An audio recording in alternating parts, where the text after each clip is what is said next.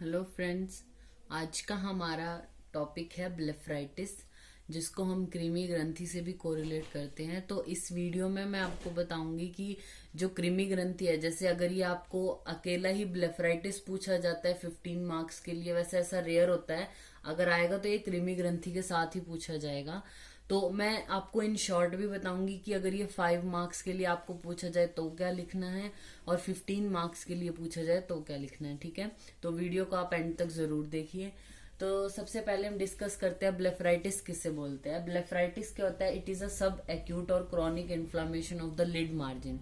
जो lid margin है उसकी क्रॉनिक या फिर सब एक्यूट इन्फ्लामेशन को हम ब्लेफराइटिस बोलते हैं। इसके बाद हम इसके टाइप्स के बारे में पढ़ते हैं। पहला है बैक्टीरियल, या जिसको स्टेफाइलोकोकल बोलते हैं। सेकंड है सिबोरिक, या जिसको हम स्क्वैमस भी बोलते हैं। Third mix. Fourth posterior blepharitis, इसको मैंने शॉर्ट में लिखा है पोस्टीरियर ब्लेफराइटिस या मिम्बोमाइटिस भी बोलते हैं। और लास्ट है इसका पैरासिटिक। ठीक है, तो सबसे पहले हम डिस्कस करते हैं बैक्टीरियल। जैसा इसके नाम से ही पता चल रहा है कि ये बैक्टीरिया की वजह से होगा। ये हमारा, इसको हम और क्या नाम से बोल सकते हैं? क्रॉनिक एंटीरियर या फिर अल्सरेटिव ब्लेफराइटिस भी हम इसको बोल सकते हैं। It is a chronic infection of anterior part of lid margin. जो हमारी लिड मार्जिन है, जैसे ये आईलिड होती है, ये पूरी आईलिड है, जैसे ये बाहर वाली जो आउटर जो पार्ट है उस पे सीलिया होता है, अंदर वाली जो हमारा लिड मार्जिन होता है वो शार्प होता है। तो ये एंटीरियर पार्ट का होता है। ठीक है, ये वाला जो ब्लेफराइटिस होगा वो एंटीरियर पार्ट का होगा। इसकी इटियोलॉजी मतलब कॉजेटिव ऑर्गेनिज्म कौन है? कोएगुलेज पॉजिटिव स्टेफाइलोकोकाई है। ठीक है, फिर इसके प्री डिस्पोजिंग फैक्टर किनको ज्यादा होने के चांसेस होते हैं? जिसको जैसे क्रोनिक कंजक्टिवाइटिस हो या डेक्रायोसिस्टाइटिस हो जिस पेशेंट को। फिर उसके बाद आता है क्लिनिकल फीचर्स क्या देखने को मिलेंगे आपको। माइल्ड फोटोफोबिया होगा पेशेंट में, क्रॉनिक इरिटेशन होगी, ईचिंग होगी, माइल्ड लैक्रिमेशन, ग्लूइंग ऑफ सीलिया। जो सीलिया होंगे यानी ये जो आई लैशेज होते हैं ये आपस में ग्लू यानी चिपक जाते हैं। ठीक है, और ये जो सारे सिम्टम है ये मॉर्निंग में ज्यादा वर्सन होते हैं। फिर आते हैं साइंस। जैसा हमें पता है कि सिम्टम क्या है, जो हमें पेशेंट बताएगा वो हमें बताएगा कि उसको फोटोफोबिया होता है, ये जो सीलिया होता है चिपक जाते हैं। लेकिन साइन क्या है जो डॉक्टर है जो वो देखेगा, उसमें क्या साइन देखने को मिलते हैं कि जो रूट होती है यानी जो सीलिया है उसकी रूट पे आपको येलो क्रस्ट देखने को मिलेंगी।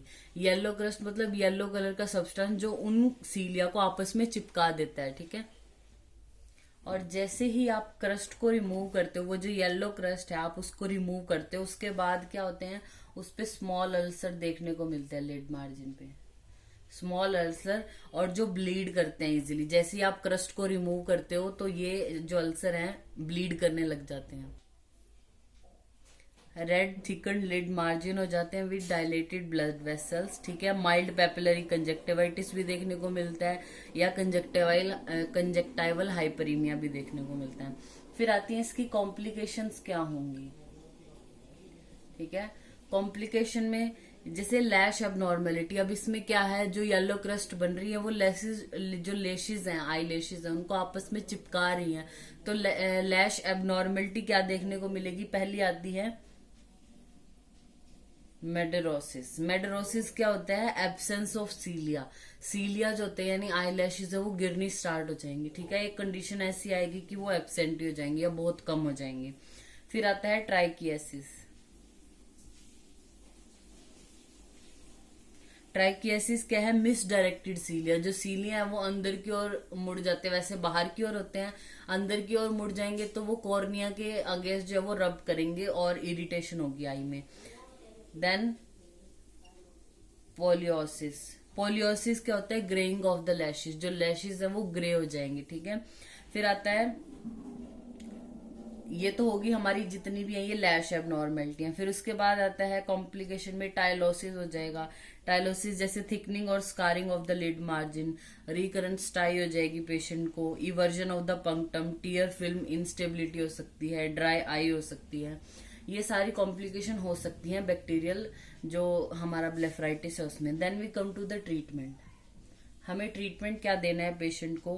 पहले तो उसको लिड हाइजीन मेंटेन करने को बोलना है। ठीक है, कम से कम दिन में 2 बार क्या बोलना है पेशेंट को कि वार्म कंप्रेसेस दे, यानी जैसे कोई कॉटन का कपड़ा है जैसे आपके पास, या फिर कॉटन ही है, तो उसपे उसको वार्म करने के बाद उसको 5 से 10 मिनट तक अपने जो ये आई लैशेज हैं उन पे लगाना है अच्छे से। इससे क्या होगा, जो क्रस्ट है, वो जो येलो क्रस्ट है वो सॉफ्ट हो जाएंगी थोड़ी।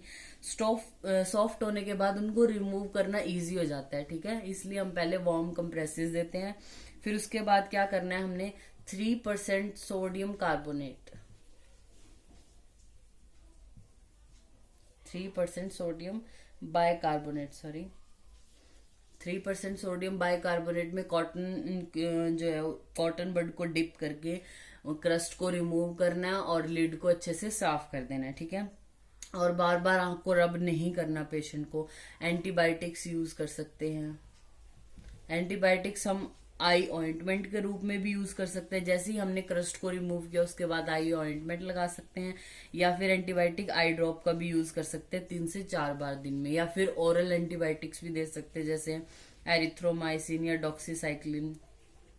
और टॉपिकल स्टेरॉयड भी हम दे सकते हैं जैसे फ्लोरोमिथालोन दे सकते हैं, और ऑक्यूलर लुब्रिकेंट दे सकते हैं। जैसे आई में इरिटेशन हो रही है पेशेंट को, या कईयों को ड्राई आई भी हो जाती है इसकी वजह से, तो क्या करना है, लुब्रिकेंट्स देने हैं जो आंखों को थोड़ा सॉफ्ट रखेंगे, उसको मतलब इरिटेशन कम होगी। तो वो क्या है, आर्टिफिशियल टीयर ड्रॉप दे सकते हैं हम उसको, कार्बोक्सी मिथाइल सेल्यूलोज, ठीक है। ये हमारा हो गया बैक्टीरियल। उसके बाद आते हैं हम सिबोरिक या फिर स्क्वैमस पे। सिबोरिक वाले में क्या होगा, it is primarily anterior blepharitis. पहले ये क्या था, एंटीरियर पार्ट में हो रहा था बैक्टीरियल। ये जो सिबोरिक है ये प्राइमरली तो एंटीरियर पार्ट में ही होता है, with some spills over posterior part, यानी थोड़ा बहुत पोस्टीरियर पार्ट पे भी फैला हुआ होता है थोड़ा बहुत, लेकिन प्राइमरली एंटीरियर पार्ट में ही होगा हमारे लिड के, ठीक है। इसकी इटियोलॉजी क्या है, होता क्यों है ये जैसे स्काल्प में अगर किसी को सिबोरिया हो, यानी डेंड्रफ होता है किसी को, तो उसकी वजह से होता है मोस्टली, यानी स्काल्प में भी उसको डेंड्रफ होगा और उसकी वजह से सिबोरिक ब्लेफराइटिस हो जाता है पेशेंट को। लेकिन मेन इटियोलॉजी क्या है, क्या होता क्या है, जो ग्लैंड ऑफ जीज होती हैं, जैसे जो ग्लैंड ऑफ जीज हैं वो क्या करेंगी, एबनॉर्मल न्यूट्रल लिपिड स्क्रीट करती हैं वो। ये जैसे ही ये ग्लैंड जो वो ये स्क्रीट करती हैं, तो जो बैक्टीरिया है कॉर्नी बैक्टीरियम एक्नी, ये जो कॉर्नी बैक्टीरियम एक्नी है, इनको क्या करता है, जो ये न्यूट्रल लिपिड्स हैं इनको इरिटेटिव फ्री फैटी एसिड में कन्वर्ट कर देता है, ठीक है, जिसकी वजह से पेशेंट को इरिटेशन होगी और सिबोरिया की कंडीशन आएगी, ठीक है। फिर आते हैं इसके सिम्टम्स पे। सिम्टम्स में नॉर्मल तो यही है कि हमें जो पेशेंट है वो आपको बताएगा कि जैसे कि कोई वाइटिश मटेरियल होता है उसकी आई लैशेज पर इकट्ठा हो जाता है जो, और उसको बाकी इसके अलावा माइल्ड डिस्कम्फर्ट होगा, इरिटेशन होगी, वाटरिंग ऑफ आई भी हो सकता है, और आई लैशेज की हिस्ट्री देगा कि वो फॉल होते हैं ज्यादा, गिरते हैं ज्यादा, ठीक है। फिर आते हैं साइंस। अब डॉक्टर क्या देखेंगे उसमें कि वाइटिश जो डेंड्रफ लाइक मटेरियल है वो उसके लिड मार्जिन पर या फिर जो लैशेज है उनके बीच में इकट्ठा हुआ है, और जैसे ही उस मटेरियल को यानी उन स्केल्स को रिमूव करते हैं तो जो सरफेस होगा वो हाइपरिमिक मिलेगा, ग्रीसी मिलेगा, और जैसे लैशेज को टच करते हैं मतलब बहुत इजीली अलग हो जाते हैं आई लैशेज जो होते हैं, और लिड मार्जिन भी थिक मिलेगा। और जो शार्प हमारा आप जब भी देखेंगे तो जो लिड मार्जिन है, जो आगे वाला मार्जिन होता है इंटीरियर, वो बिल्कुल राउंड होगा, उस पे आई लैशेज है। जो पोस्टीरियर होता है वो शार्प होता है हमारा, ठीक है।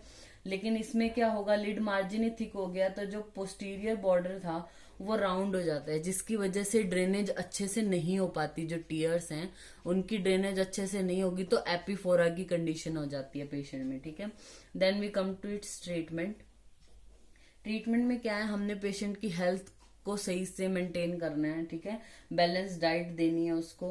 पहले जो स्काल्प का सिबोरिया है यानी जो डैंड्रफ उसको स्काल्प में हो रखा है, सिर में हो रखा है, पहले उसको ठीक करना है, जिसकी वजह से क्योंकि मेन रीजन वही है, उसकी वजह से ही हो रहा है। तो वो अगर जैसे स्काल्प के सिबोरिया को हम ट्रीट कर लेंगे तो ये इसको भी हम ट्रीट कर सकते हैं। ठीक है, हमें क्या करना है, जो स्केल्स हैं लिड मार्जिन पर उसको रिमूव करना है with the help of Luke warm solution of 3% soda bicarb या बेबी शैम्पू की हेल्प से हमें उनको रिमूव करना है।